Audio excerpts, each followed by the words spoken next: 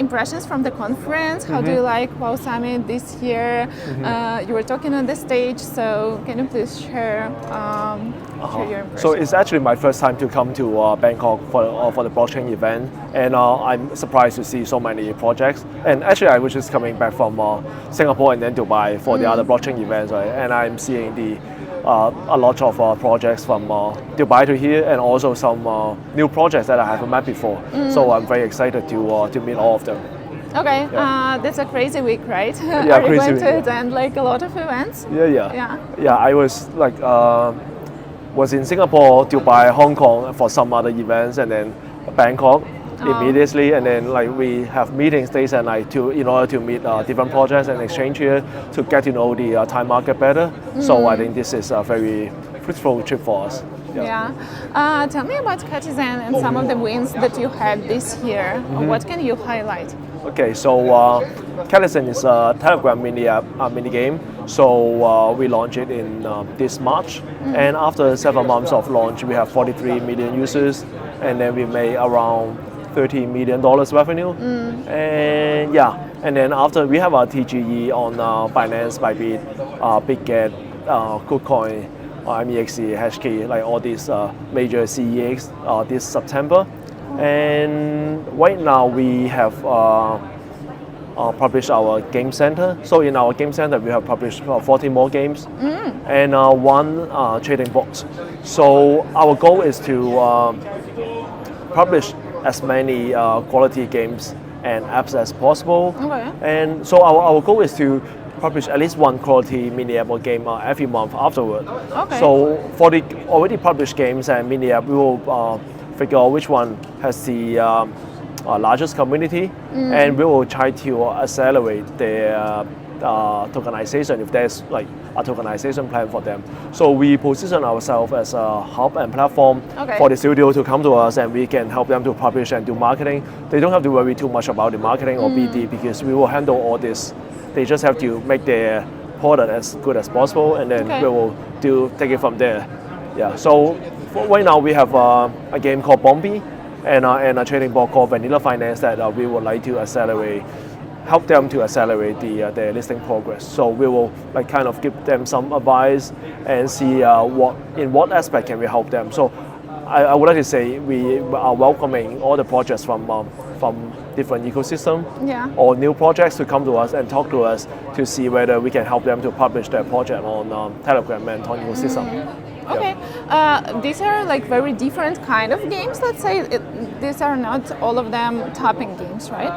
No, actually we don't do tapping games. We only do like really the game for real fun, and so this is how we pick the games. So because we are really familiar with the WeChat game ecosystem, so we are picking the top games from the WeChat game ecosystem and try to help them to publish or migrate to Telegram and Ton. So in WeChat they don't have tokenization, right? So the users actually paying like billions of dollars to just for the fun in the game. So this is kind of the mini games that we are looking at, and to be transparent, we are actually discouraging like bots or just like tapping users who use bots to tap. And because we want to reward only the real users who actually pay their attention or pay their money within our ecosystem. So we actually cut off a lot of these kind of bot users. That's great to hear, because my next question was about sustainability of these tapping games, because for me I feel like after the airdrop is finished all these users will disappear, right? I think we are actually from the news we can see a lot of the projects, tapping game projects, they have a serious decline in users because after the airdrop, like this is not sustainable. And for us, we actually are seeing increased number of users and also increased revenue because we are publishing more and more quality games. The users, when they come to our ecosystem, when they find it fun to play in a game, they some of them they really don't care whether there's a plan for tokenization afterward. They'll just find fun first, right? Because before the GameFi, you will still spend money or your time in good games. So this is what we are looking at. And then in the same time for this user base, we are also trying to bring to them some great apps like the trading apps, or we have a short drama platform, short drama video platform upcoming. So we are going to provide good quality content to this user base so that they don't just find fun in games, but also find fun in watching our short drama and also our trading activities. Like we are trying to bring all these kind of different apps from different verticals to this ecosystem so that the users can choose. This is how we sustain and grow our ecosystem.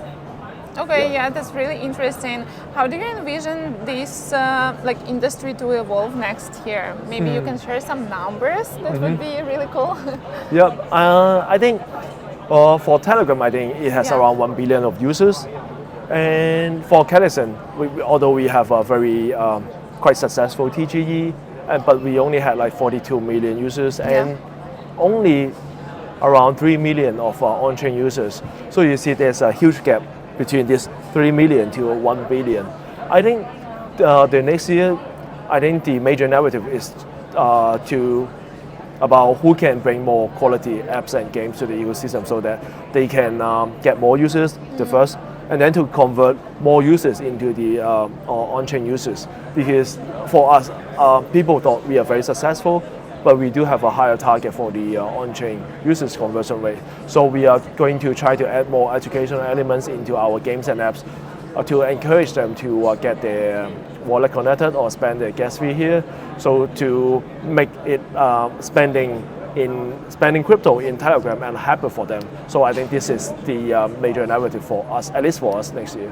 Yeah. What do you think blockchain brings to Telegram apps? Because like we could have all these apps, but without blockchain, right? Yeah. So why do we need it in there? So actually, it's the if we look at the WeChat ecosystem, they don't have blockchain, right? Yes. And they're still very, very successful. Yeah. But I think blockchain plays a major role in speeding up the whole process. WeChat maybe spent 10 years to build this whole big super app ecosystem. Yeah.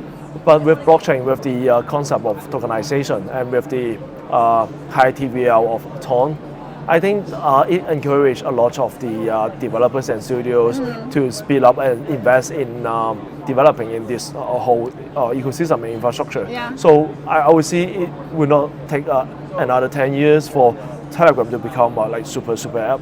I think it will shorten the process to less than 4 years because Ton they have a roadmap of achieving a high number of users in Telegram ecosystem. But I with the increase of the price of Ton and Bitcoin, I would say this time will be much more shortened.